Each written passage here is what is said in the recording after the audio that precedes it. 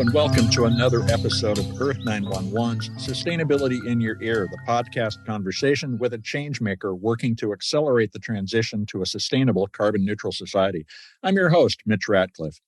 Staying within the Paris Climate Accord's 1.5 degrees Celsius target, at which potentially devastating climate change will occur, requires ending deforestation before 2030.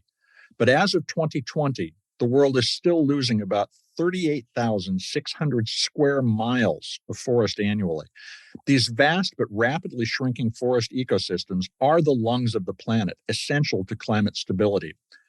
Not only do they generate oxygen and transfer water to the atmosphere, tropical forests are also home to 80% of the world's known species and could be a treasure trove of biological and medical discoveries, but only if we keep them intact. Incentives for keeping forests intact and to begin the restoration of forests already decimated by logging and lost to farmland are essential to changing the trajectory of the climate crisis. Our guest today is Allan Traicoff, Chief Commercial Officer at Emergent, a nonprofit that creates incentives for and connects businesses to natural climate solutions in countries that have decided to protect their tropical rainforests. Emergent focuses on identifying high-quality carbon credits, which we'll talk about during the interview. Working with the LEAF Coalition, a group of 20 global companies, the United Kingdom, Norway, and the United States, Emergent has facilitated more than $1 billion in emissions reduction demand funding to date.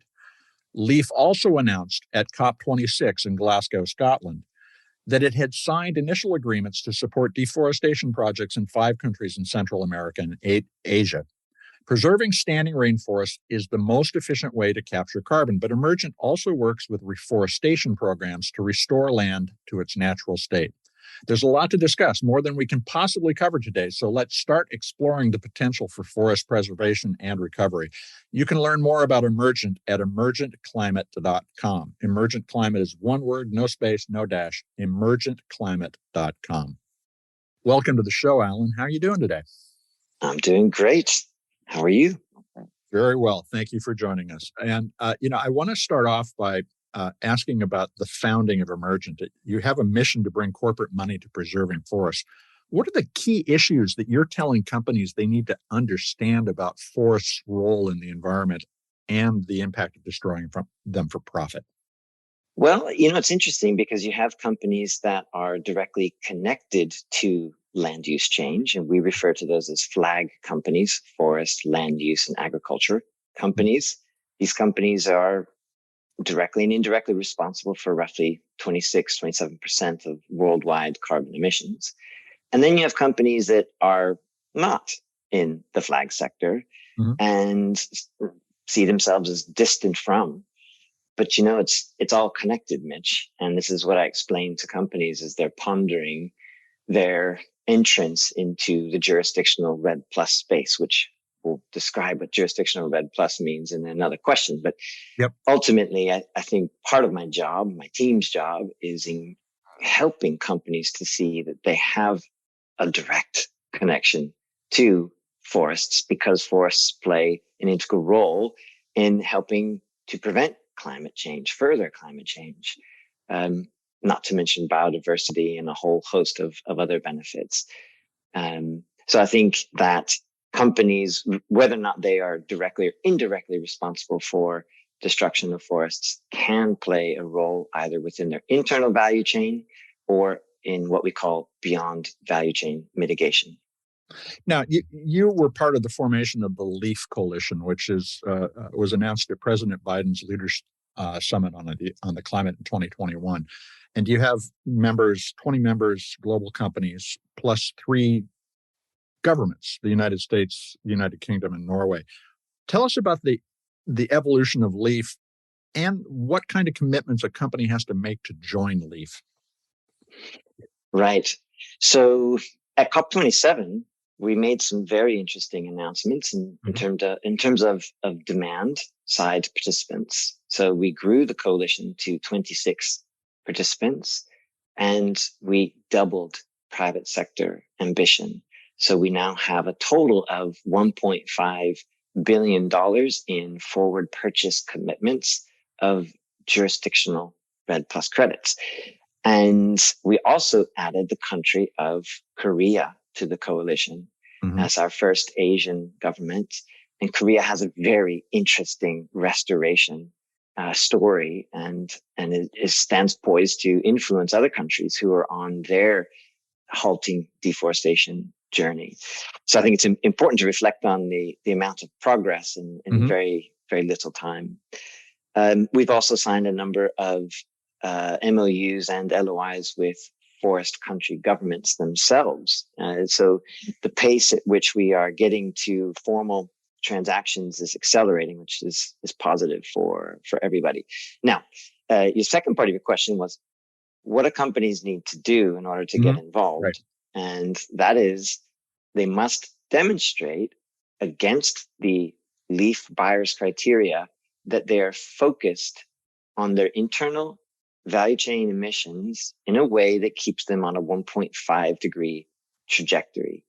And we simply cannot work with a company who isn't focused on a 1.5 degree trajectory. And so that means they have to publicly commit to setting a science-based target. They have to have a net zero target covering all three scopes, and they must join the UN Race to Zero if they're not already part of UN Race to Zero. And I was on a panel last week, and one of the sort of main protagonists of the show was asking me, well, doesn't that seem kind of foolish that you're turning away companies who want to get involved in protecting the world's remaining rainforests? And my response was, we seem to be off to a great start already by companies who are doing the right thing. And second of all, deforestation globally is just 10% of the problem. There's the other 90% of the global carbon budget that's going to be consumed if we aren't somehow working in lockstep to do all of it. There isn't an option where you just focus on forests, but you don't decrease your internal combustion emissions. Well, and as you said at the outset, it's a systematic problem. Systemically, we need to make comprehensive changes, and just focusing on the one aspect is the mistake. But so what I hear you saying is that LEAF membership is something that if the company has made that commitment, they're probably pretty serious about it. Is that something you would recommend customers thinking about what businesses they support look for as a form of confirmation of their commitment? Absolutely. I think, you have, we call these high ambition net zero companies. And the high ambition part means that they're thinking squarely in beyond value chain mitigation, in addition to internal value chain mitigation. And I'd say there's even a next stage where you see companies thinking about nature positive. So separating the carbon credit from a carbon related claim, right? So let's separate carbon neutral type claims. You have lots of companies that are allergic to stepping into, carbon neutrality type claims, but you have more and more companies conveying a sense of optimism or openness to nature related claims. And I happen to think that there's a lot that can be done utilizing the carbon credit and its infrastructure as a means to do both of those things. So I would like to see that in 2023, we see, an outpouring of commitments from companies that previously have been on the sidelines. They get involved in beyond value chain mitigation because they understand the risks to nature, and they understand that you can use the carbon crediting system and infrastructure to do that. Well, you're hitting on an important point, which is carbon neutrality is really only the first step. After that, there's the nature positive commitment that we have to make to actually reduce the CO2 emissions that are already in the atmosphere. Now, what is the LEAF Coalition's guidance to companies about the best mix of forest preservation, carbon reduction, and other efforts that they might take to end the climate crisis? What do you say when they ask? So, Mitch, I'm going to revisit the last sentence of your previous statement, and it ties in nicely to the question you just asked, and that's drawing carbon down from the atmosphere is actually not nature positive. That is called carbon removals. And you have some companies out there who today only buy carbon removals. They claim to be on a carbon negative journey where they've already become net zero, and now they're looking at removing carbon across their entire company's history, the company's footprint, like a Microsoft, for Microsoft, instance, has made this commitment. Yeah. For instance. So I think in one regard, what Microsoft has been able to do is nothing short of outstanding, right? And kudos to Microsoft for setting a benchmark for where all companies should be heading. On the other hand, I think there's a trick that's being missed, and that's that there is a global carbon budget. This is a numbers based challenge, and focusing solely on removals does not address the full scope of the challenge. The analogy I'd like to use, and I'm sure you've heard it, is the bathtub analogy. You walk into your bathroom, the bathtub is overflowing. And what is your first reaction? Do you turn off the two spigots, right? Or do you reach into the water and you pull out the plug? And removals is like pulling out the plug, but you leave the water running on full. Right. I think our natural inclination is to turn off the water first, well, and then pull out the plug. Generally, that's absolutely the case. Most people would say stop the source pollution rather than worry about removing it. But then that comes back to what is the right guidance for a company with regard to how to use the mix of options available. Yeah. So there are three types of credits that the beef jurisdiction has on offer, right? The first and most important is the emissions reduction credit. So where deforestation has been happening, stop it. Buy an emissions reductions credit, and the international and local governmental bodies and communities that support them will work together to foster a halting of that deforestation. So that is an emissions reductions credit. Okay, so turn down the faucet. Exactly, turn down the faucet. And then the second type of credit is a removals credit. So if a country or a state has demonstrated that it has slowly been reducing the levels of deforestation, then it is permitted to go and plant a bunch of trees, and hopefully biodiversity driven planting strategies, right? Right. So those are called removals, and then there's a third type of credit which has some controversy associated with it. It's called the high forest low deforestation credit, and this is where a country or a state is being compensated for not having yet started cutting down their trees, but they might be on the precipice of doing so.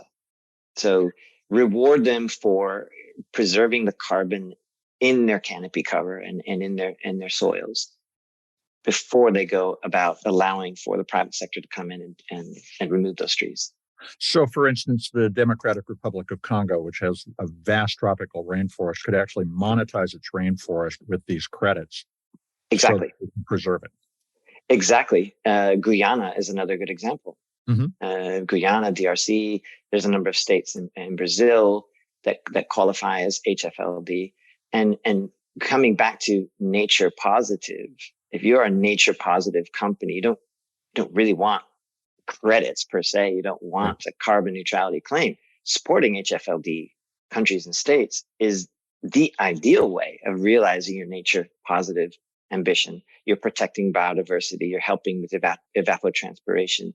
You're protecting IPLCs. The list goes on in association with HFLDs. Just for our listeners, IPLC stands for? Oh, I'm sorry. Indigenous people and local communities. Okay, so which is, of course, another critical component of understanding how we're changing our relationship with the forest is the people who live there need to be provided a way to continue to prosper. They do. And frankly, we need them. Yeah. We need them because they are the best stewards of the forests. And we've done a lot of really great things with science over the years, but indigenous people and local communities have been tending to the forest for millennia. And there's no better replacement. So we should absolutely be supporting IPLC communities. Okay, so this leads to the the technical part of the conversation, and you referred to the REDD+ credits earlier. So REDD+ stands for Reducing Emissions from Deforestation and Forest Degradation. It's an initiative established by the UN in 2005. Can you explain briefly why countries play such an important role in establishing what you are using, which is a jurisdictional REDD credit? In other words, related to a specific geography. Absolutely. So I'll first introduce a project-based credit, because this is what the entire voluntary carbon market has been purchasing since around 2006, 2005. The VCM, the voluntary carbon market, sees renewable energy credits traded. They see cook stoves, forestry related or REDD+ related, nature-based solutions. These have historically been produced by project developers and then sold on to, these credits have been sold on to corporates via intermediaries, whether those are brokers or principals, aggregators. The entire voluntary carbon market has been project-based credits up until 2 weeks ago, when the very first jurisdictional REDD+ transaction took place with the country of Guyana and a large oil and gas company called Hess. Emergent, we are the nonprofit coordinator of the Leaf Coalition. Our sole purpose is to help foster a healthy and successful voluntary carbon market for jurisdictional REDD+. And so jurisdictional REDD+, what that does and where it's different than project is it takes the approach of protecting, conserving, or restoring small plots of land, call it 1,000 acres, 10,000 acres, and it blows that out to really large plots of land, like entire states or entire countries. The smallest jurisdiction would be 2.5 million hectares, which is roughly just under 4 million acres, and can go all the way up to 100 million hectares. So jurisdictional REDD+ is not only bigger, but it builds upon a legacy of countries working with their communities to solve tropical deforestation over many years. REDD+ as an approach was born out of UN negotiations many years ago in the early 2000s.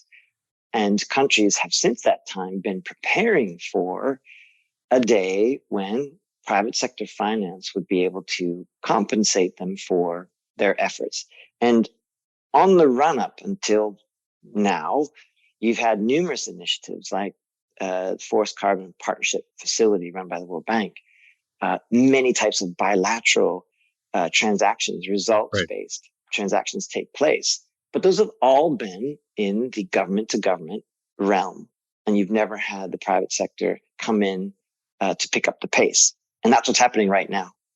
And so essentially a REDD+ credit or a jurisdictional REDD+ credit is a declaration that this land is now off limits with regard to extraction?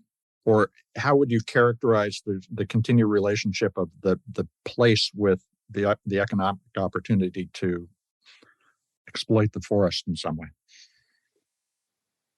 It's a bit more mathematical than that. So what happens, at least with the ART trees standard, the architecture for REDD+ transactions trees standard, it's not the only jurisdictional REDD+ standard in the world. There is another one that Vera is working on, but ART trees is the one that the Leaf Coalition has chosen to leverage. And so what the ART trees standard does is it looks 5 years into the past, and it takes an average of the amount of deforestation and emissions released associated with that land use clearing to establish a scientific baseline, right? Different than the project approach. The project is usually built on a hypothetical of what could happen, right? Whereas the jurisdictional REDD+ approach says over this entire landscape, the entire state or country, what's been the average rate of emissions? And then it says, okay, this is your baseline, X. if you would like to be remunerated for reducing your levels of deforestation, you need to bring down your levels of deforestation against that baseline. And so there's no sort of on-off switch or requirement that all deforestation is halted. What there is an incentive to accelerate and intensify the levels of halting of deforestation. And that's what LEAF brings. We bring the demand. We bring the money to the table. It's there for you if you're able to bring down your levels of deforestation. I think it would be, I think it would be unlikely that any country would be able to absolutely, from one day to the next, completely cut off deforestation. Sure. Well, it's really important to understand that what you've put in place is that incentive. It's always going to be up to the country to make the steps that are going to earn the compensation that is involved. Correct. Let's take a quick commercial break. This is a fascinating conversation. We'll be right back. We're back to continue our conversation with Allan Traicoff. He is the Chief Commercial Officer at Emergent, which is a nonprofit that has created incentives around deforestation programs. And we were just talking about the jurisdictional RED Plus credit, which stands for reducing emissions from deforestation and degradation. So, Allan, obviously, this is a big step change in terms of the level of commitment, both that the private sector and governments are making to preserving and reforesting their lands. How should consumers assess both these claims and any social impacts, like we were talking about with regard to the indigenous people living in these forests, when making a decision about what companies to buy from? Because essentially our only option is to vote with our dollars. How should we vote? I think, Mitch, that it's important that we bifurcate the question. I think you have companies and the decisions that they need to make around what kinds of beyond value chain mitigation they choose to endorse. And then you have consumers and the way that they interact with the companies with whom they buy products and services from. So from a company's perspective, I think whether they first need to decide, are they going to do beyond value chain mitigation? Yes or no? And if they are, what is the portfolio of options that they have in front of them? And it usually always is going to be a portfolio combined of, different social. You have a combination of social responsibility initiatives that are more philanthropic in nature. You have energy transition initiatives, and then you have, and often you have RED Plus or forestry related initiatives. And in the case of forestry, a company needs to decide, do I want to stick doing just small projects, or am I ready to go with something that is more of a systemic change in nature kind of initiative? And that's what jurisdictional RED Plus is. Okay. The incentives are inciting that jurisdictional governments think about innovative ways that they work with their communities and private sectors to reduce emissions across a very, very large scale in a very very small amount of time. But I think if I'm a company, I'm thinking about, well, what's the history with the particular jurisdiction or country that I'm looking at? What kinds of finance have they received previously? What kinds of outcomes have they received? Can they articulate the indigenous community support that is or will be provided? Can they articulate what kinds of biodiversity protections and outcomes can be expected? And what's the overall confidence that I would have as a company that I'll actually be able to source my credits from that jurisdiction? So a lot of this framed in terms of due diligence. Right. And a company would do that anyways. So that's the company side of the equation. I think on the consumer side of the equation, I would venture to say that more and more consumers are going to be taking into account the social equity of a company, which will most certainly include environmental factors amongst others, as they make buying decisions over time.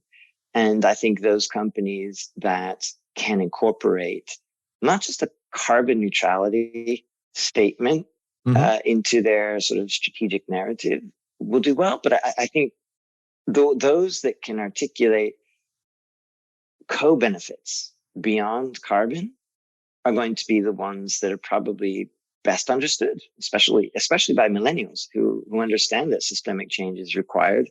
They're the ones that are going to carry the burden of 1.5 degrees or not, more than you or I will. Sure. And so I think that, consumers should be focused on the companies I'm doing business with. Are they focused on their own internal value chain emissions? Do they have a plan? Did they sign up to the Paris Accord? Yes or no? Like if they don't have a science-based target, then they're not signed up to the Paris Accord. And I think more and more consumers will take note of that. And then are they a global steward? Are they a responsible global steward and helping to solve the tough challenges beyond just their value chain? I think, to simplify it, I think that the consumers will look for, what are the companies I'm doing business with? What are they doing in their value chain and beyond their value chain? And can I relate to that? Can I relate to it in terms of people, biodiversity, nature, conservation, et cetera? Well, and so I think this is where I'm really trying to get to is what should they look for? Is it the LEAF designation? Is it the JRED naming? How would they do their due diligence on the companies? Is really the question. And so, for instance, do companies that join LEAF have their internal carbon budgets set, and they're committed to stay within those carbon budgets? Is that the kind of level of commitment we're talking about when we would examine how we spend our money and who we support in terms of their impact on the environment? I understand your question better now. So I think it's two things. It's does the company have a plan, and are they sticking to that? Are they delivering against their plan? How should that be disclosed? Companies do that as part of their annual reporting regimen. They'll report to the Carbon Disclosure Project. They'll make their annual sustainability reports available publicly. There are, new forms of disclosure requirements coming online, TCFD, TNFD. How savvy is the consumer in terms of being able to decipher that information? Good question. I think most of the time it'll come down to, did I see something negative in the press about a company that I've been dealing with or I'm thinking about dealing with? Which brings me on to my second point. And that is, if a company is going to find its way into a negative press piece, it's usually because they were associated with a project that was either double counted or had a baseline that made no sense, or was found to be actually hurting IPLC communities versus helping them, or simply did not do or did not produce the co-benefits or UN SDGs, the Sustainable Development Goals outcomes that it was, broadcasting was going to do. And so I think whether it's a jurisdictional credit or project credit, integrity is everything. And I wouldn't expect that an average consumer is going to know what the LEAF Coalition is, but they'll certainly be able to decipher if the integrity of a company's association has somehow faltered or been brought into question.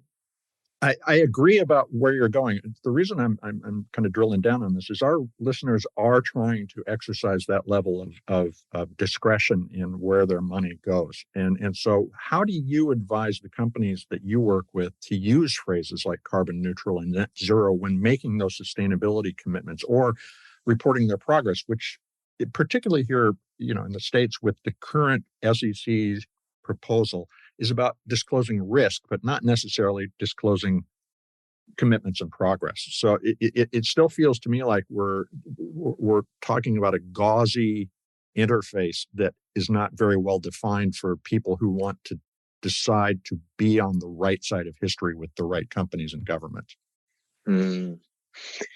Understood. Well, I think there's two levels to the question, Mitch. I think you've got what is it about LEAF exactly that companies would or would not be saying that might give consumers a sense of the levels of commitment. And then you've got sort of much deeper, broader discussion around how are companies behaving? Are they are they green hushing Are they greenwashing? Right. And that's a much broader topic. I think we'd need a whole other interview set up with probably another couple people to explore that one. Well, and as I said in the introduction, this is only scraping the surface. So I hope we have that conversation. Happy to, Mitch. Happy to. Look, the way that companies, I anticipate the way that companies will talk about their association with Leaf will be in the context of this is the highest integrity manner in which we as a company can get involved in tropical forest conservation and restoration, because it is acting at a systemic change level that has never before been seen. The private sector has never been able to get involved in the way that we're doing it, right? So we are pioneers in a way because we believe this is the right thing to do. And yes, there's risk involved in it, but the payoff is worth that risk, and that's why we're doing it. And we as a company feel very confident about the carbon impacts that these outcomes will be able to claim in terms of the scale and the pace. And the fact that the Archies standard has the Cancun safeguards built into them, which essentially says, thou shalt not be issued a credit if you cannot prove that you've done broad stakeholder engagement and that you have a fair benefit sharing plan that sees those proceeds filter out to the communities that actually took part in creating those emissions reductions. And lastly, beyond things like the avoidance of double counting and the avoidance of leakage, which means I stop doing deforestation in this part of the state, but I just go down the street and I do it over there, right? Right. The J-RED credit helps to prevent that happens because the jurisdiction is incentivized to look at the whole landscape and not just part of it. Lastly, one more thing I'll say, and that is LEAF as an initiative requires that proceeds that flow into a state or country must go via a financial intermediary and not via the state or country government. And that's because a third party, neutral third party, is best placed to ensure that the fair benefit sharing plan that I mentioned is actually realized. Okay, so you're auditing for compliance with a fair distribution of the resources and benefits of the credits as well. Correct. The funding that LEAF provides has to be reinvested in a country or a state's sustainable development goals. It cannot be towards purchasing something that cannot claim to enable a sustainable transition. So this leads me to the other side of the question, which is there are going to be a lot of changes in the way that we manage forests and that we achieve the recovery of a vibrant environment. That means there's going to be a lot of new jobs. But what do those jobs look like when you think about the forestry practices that you discuss both with companies and with countries? Does the world just need more forest rangers, or is there a wide range of new jobs emerging to support biodiversity, forest health, and how to discover biological compounds sustainably in that environment without destroying it? Well, if we look at LEAF alone, I think that there are many jobs that will be connected to the conservation and restoration of forests. And so the go-to place that you just went to, which was, well, if we have laws, which most countries and states do, then we just need people to enforce them. Sure, you're going to need to hire rangers. You're going to probably need to buy or invest in drones, early detection system, possibly helicopters, to be able to go from point A to point B quickly, to be able to stop people. So yes, enforcement is obvious. You're going to need scientists to be able to quantify climate impacts and nature impacts. You're going to need investment in new resources and tools and people that know how to use them. The geospatial field is burgeoning. But here's some less obvious places that you might not think about. And that is operating at the jurisdictional level is going to require that many, many smallholder farmers are going to be required to be compensated, educated, right? Educate on how to do conservation well, how to do restoration well, educated on how to interact with simple systems that enable for them to be compensated. Right. How to incorporate agroforestry practices. And then we get into resources, saplings. If you're going to do restoration, you're going to need saplings. If you're going to install monitoring systems, you're going to need to, investments are going to need to be made in securing and then installing those systems. The list goes on. There are many different levers that jurisdictions will be pulling. And I think all of those levers are going to require additional human resource to make sure that they are pulled and are working. Which provides a vision of an expanding economy, or at least expanding economic economy. We don't necessarily always need growth. But this also ultimately, and again, I know we have so much we can cover here, but let me ask the kind of final summarizing question. What's the long-term goal that you envision as the Leaf Coalition? Is it to rewild? Is it the 30 by 30 or half Earth project where we're dedicating either 30% or half of the planet to nature? What do we need to get to as a destination in order for there to be a long-term sustainable economy and healthy planet? Well, it's a numbers-based question. So just coming back to the carbon budget, there's roughly 6 billion tons of forestry-related emissions pumped into the atmosphere every year. That needs to come down to just 1 billion tons in 7 years. So cutting down tropical forests, it needs to stop. It needs to stop fast. And this is where these incentives can play a critical role. And then there needs to be a massive restoration effort that sees, I don't remember the exact number, but I want to say that, the ability to sequester another 2 to 3 billion tons through forestry within the next 10 years. Don't quote me exactly on that number, but it's something big. And that's where you see projects or initiatives like the Trillion Trees Project come into the forefront. Both are needed. It's definitely not an either or. Both are needed.